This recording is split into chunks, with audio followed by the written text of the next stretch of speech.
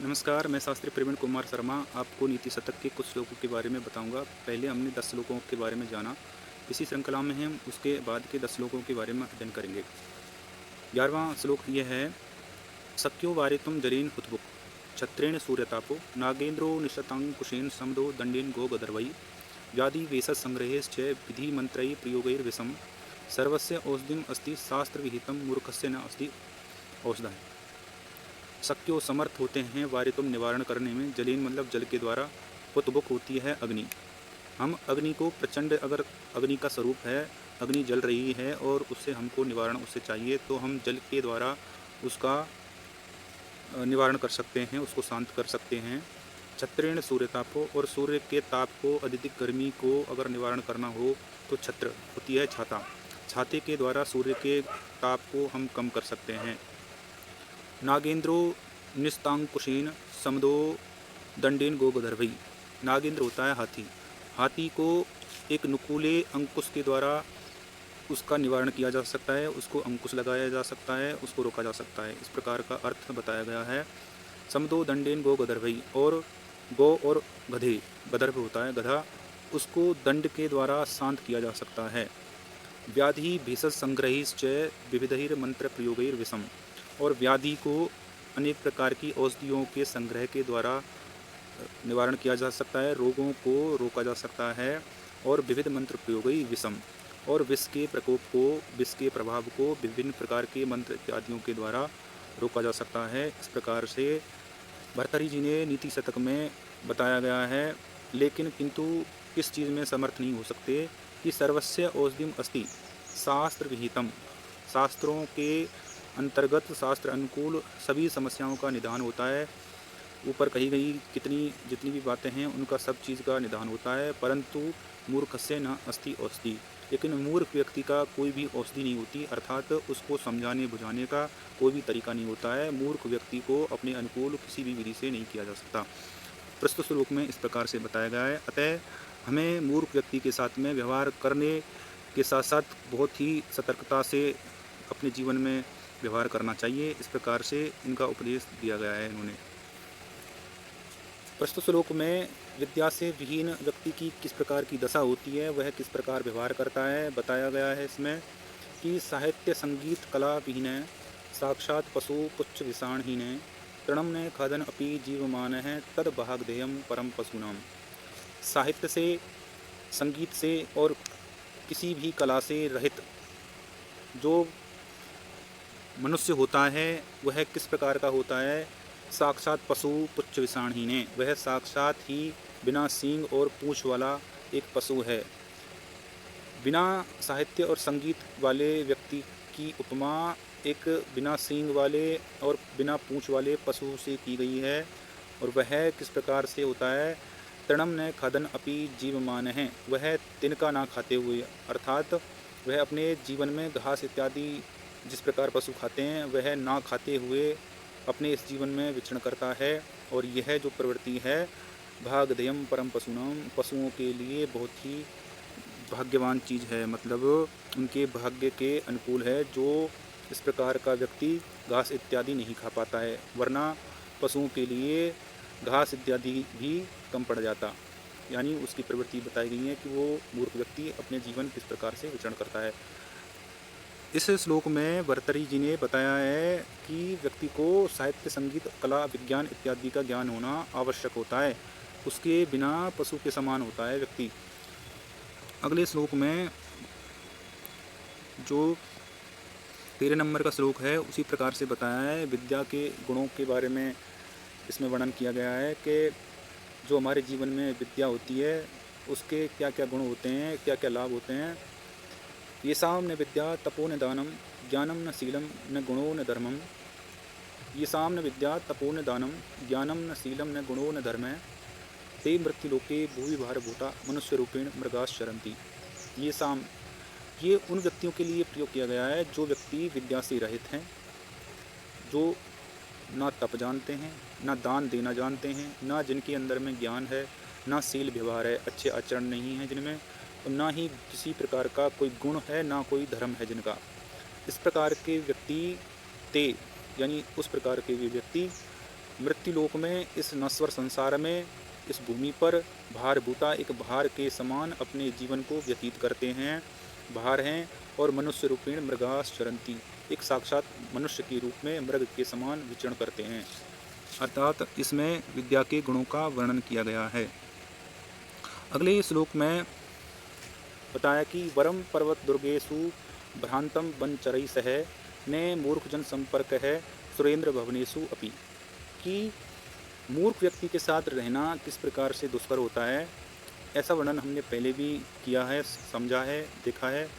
उसी प्रकार से इस श्लोक में भी मूर्खों की प्रवृत्ति के बारे में वर्णन किया गया है कि वरम होता है श्रेष्ठकर होता है, वरम पर्वत दुर्गेशु, पर्वत आदि में भ्रांतम भ्रमण करना, जो पर्वत और जंगलों में रहने वाले जो भील लोग होते हैं उनके द्वारा, जो वनचर हैं, जो वन में विचरण करने वाले लोग हैं, उनके साथ में पर्वत इत्यादि में रहना आसान होता है, किंतु मूर्ख जन के संपर्क में, अगर मूर्ख व्यक्ति इंद्र के भवन में रहता है हमारे साथ में, तो हम रहना दुष्कर होता है। वह इससे अच्छा है कि हम जो जंगली लोग होते हैं, जो बेचारे पर्वतों में और वनों में निवास करते हैं, दुर्गम जगह पर निवास करते हैं, उनके साथ रहना अच्छा है, बजाय मूर्ख जनों के साथ में रहने से। अतः मूर्खों की इस श्लोक में निंदा की गई है। प्रस्तुत श्लोक में बताया कि शास्त्र उपस्कृत शब्द सुंदर ग्रह सस्य प्रदेयगमा विख्याता कवयो वसंती विषये यस्य प्रभोर निर्दना तत्जाड्यम वसुधा अधिपस्य कवयो ही अर्थम विनापि स्वरा कृत्स्याशु कुपरीक्षका ही मणयो यैर अर्धते पतितः। एक दुष्ट राजा की प्रवृत्ति को बताया गया है कि दुष्ट राजा किस प्रकार का होता है, कि शास्त्र उपस्कृत शब्द सुंदर गिरह, शास्त्रों से युक्त जिनकी शुद्ध है वाणी, शब्द जो सुंदर है, परिष्कृत शब्दों का जो प्रयोग करते हैं, उस प्रकार के जो विद्वान हैं, शिष्य प्रदेय आगमा, जो सैकड़ों प्रकार के शिष्यों को अच्छा ज्ञान देते हैं, और इस प्रकार वसुधाधिपस्य, वह इस प्रकार का जो विषय है वह वसुधाधिपस राजा की जाड्य मूर्खता को प्रकट करने वाला होता है। कवयो ही अर्थम बिना पीश्वरा, कवि जन जो होते हैं, विद्वान जन जो होते हैं, बिना ही अर्थ के, बिना धन आदि के पूजनीय होते हैं। कुत्सासु कुपरीक्षका ही, इस प्रकार के लोग कुपरीक्षक ही, यह विद्वानों का कोई दोष नहीं है। इसमें कुपरीक्षक जन जो होते हैं, जिन्होंने इस चीज़ को अच्छे से आंका नहीं है, ऐसे जो परीक्षक होते हैं, ये उनका ही दोष होता है। जो कुत्स्या मणयो, जिन्होंने अमूल्यवान मणियों के मूल्य को गिरा दिया गया है, इस प्रकार के कुत्सिक परीक्षकों का ही यह दोष है। यैर अर्धतः पातितः, जिन्होंने मूल्यवान मणियों के मूल्य को अर्धित कम कर दिया गया है। इस प्रकार से इसमें विद्या के मूल्य को वर्णन किया गया है। विद्वानों जो बिना धन के होते हैं वो भी पूजनीय होते हैं, इस प्रकार का वर्णन किया गया है। जिस राजा के पास में जो विद्वान जन होते हैं, अगर वो निर्धन हैं, तो इस विषय से उस राजा के कुत्सित होने का या ठीक न होने का प्रमाण मिलता है।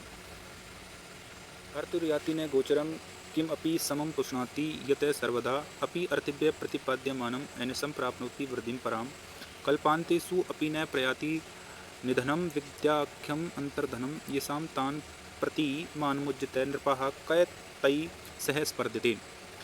जो हर्त्युर्याति, चोरों के द्वारा जो दृष्टि गोचर नहीं होता है, जिसको चोर इत्यादि भी देख नहीं पाते हैं, किम अपि समम पुष्णाति, और किसी परम सुख को जो हमेशा देने वाला होता है, अर्थिभ्य प्रतिपाद्यमानम, अर्थिभ्य प्रार्थी जो मांगने वाला है याचक को, प्रतिपाद्यमान दान देने पर भी जो वृद्धि को वृद्धिं पराम प्राप्नोति, प्रतिदिन वृद्धि को ऐनिशम, प्रतिदिन दिन रात जो वृद्धि को प्राप्त होता है।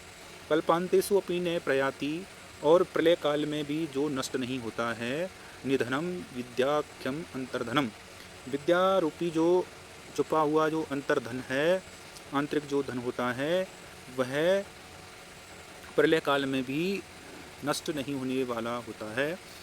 ये शाम तान प्रति मान मुज्जते, ऐसे उस प्रकार के अभिमान रखने वाले जो राजा होते हैं, कै तई सह स्पर्धे, क्या वे उनके साथ इस प्रकार की स्पर्धा कर सकते हैं। अर्थात अभिमान रखने वाले राजा भी इस प्रकार के धन वाले व्यक्ति के साथ स्पर्धा नहीं कर सकते हैं। अर्थात विद्वान व्यक्ति के साथ राजा भी उनके साथ प्रतिस्पर्धा नहीं कर सकते हैं। प्रस्तुत श्लोक में विद्या के गुणों के बारे में वर्णन किया गया है।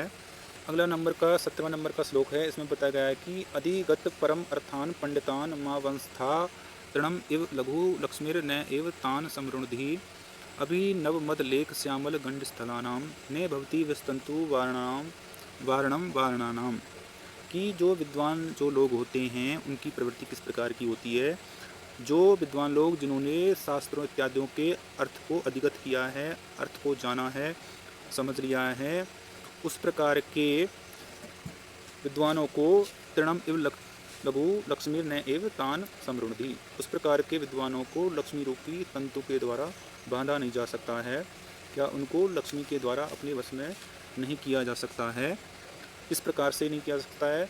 अभिनव मद लेखा श्यामल गंड स्थलानाम, की जो नवीन मद जल से मदमस्त हाथी जिसके कपोल भाग पर मदमस्त जो मदमाती हुई जो रेखा का जो चिन्ह लगा हुआ होता है, उस प्रकार के हाथी को ने भवती विस्तंतु वारणाम, विस्तंतु जो कमललाल के तंतु के द्वारा रोकना आसान नहीं होता, उसी प्रकार से विद्वान पंडितों को लक्ष्मी रूपी तंतु के द्वारा बांधा नहीं जा सकता है। यह 18 नंबर का श्लोक है।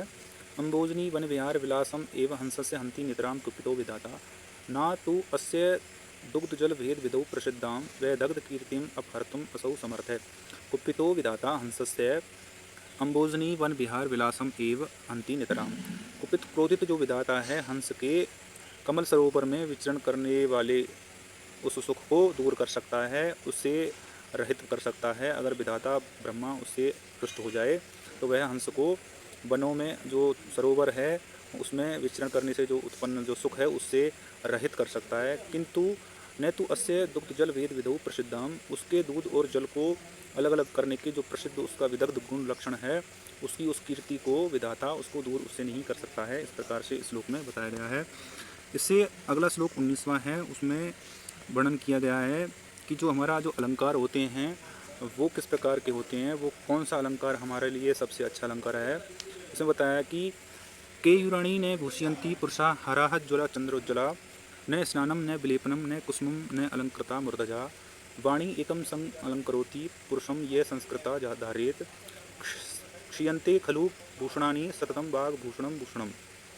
इसमें बताया कि केयूराणी ने भूषयंती, जो हार इत्यादि जो भूषण हैं वो सही रूप में भूषण नहीं हैं, ना ही जो बाजूबंद केयूराणी होता है बाजूबंद इत्यादि भूषण नहीं है, ना ही हार इत्यादि जो चंद्रमा के समान जो उज्जवल हार इत्यादि हैं वो भी सार्थक रूप में भूषण नहीं हैं। न स्नानम न विलेपनम न कुसुमम न अलंकृता मूर्धजा, ना ही स्नान विलेपन और पुष्प इत्यादि से अलंकरण भी सार्थक रूप में अलंकार नहीं हैं, और ना ही मूर्धजा ने अलंकृता बाल इत्यादियों को संवारना भी सार्थक रूप में अलंकरण नहीं है। वाणी एका समलंकरोति पुरुषम, एक वाणी ही पुरुष को अलंकृत करती है, और वह किस प्रकार की वाणी हो। संस्कृता धारियत, संस्कृत से परिष्कृत हो, यानी व्याकरण से परिष्कृत वाणी हो, व्याकरण इत्यादि के द्वारा परिष्कृत हुई वाणी जो हम प्रयोग करते हैं उस प्रकार की वाणी एक पुरुष को अलंकृत करती है। क्षीयंती खलु भूषणानि सत्तम बाघ भूषणम भूषणम। क्षीयंती मतलब अन्य जो ऊपर जो जितने भी अलंकार इत्यादि हैं, चंद्रमा के जैसे उज्ज्वल जो हार हैं, बाजूबंद इत्यादि, स्नान विलेपन कुश इत्यादि जो अलंकार हैं वो निरंतर क्षीण हो जाते हैं, धीरे धीरे नष्ट हो जाते हैं। किंतु बाघ भूषणम भूषणम, एक वाणी रूपी भूषण ही एक सही शब्दों में भूषण माना गया है। यह एक सूक्ति है कि बाघ भूषण भूषणम, वाणी ही सार्थक रूप में हकीकत रूप में अपना इंसान का व्यक्ति का एक सार्थक अलंकार है। 20वें श्लोक में विद्या के गुणों के बारे में पुनः बताया गया है कि विद्या के किस प्रकार के गुण होते हैं। विद्या नाम नरस्य रूपम अधिकम प्रसन्न गुप्तम धनम विद्या भोगकारी या सुखकारी विद्या गुणाम गुरु विद्या बंधुजनो विदेश गमे विद्या परा देवता विद्या रासु पूजन्ते न तु धनम विद्या वीनम पशु। विद्या नाम नरस्य रूपाधिकम, विद्या ही एक व्यक्ति का छुपा हुआ रूप है, वही उसका सार्थक धन है। विद्या भोग की वस्तु है, यश को देने वाली, सुख को प्रदान करने वाली, और विद्या ही सभी गुरुओं में श्रेष्ठ है, गुरुओं की भी गुरु है। विद्या बंधु जनो विदेश गमने, विद्या विदेश जाने पर या दूसरे देश में निवास करने पर विद्या एक बंधु के समान है, एक मित्र या भ्राता के समान व्यवहार करती है। विद्या परा देवता, विद्या एक श्रेष्ठ देवता की तरह व्यक्ति का उपकार करती है। विद्या रासो पूजते, विद्या राजाओं के द्वारा विदेश जाने पर पूजनीय होती है, विद्या राजाओं के द्वारा पूजी जाती है।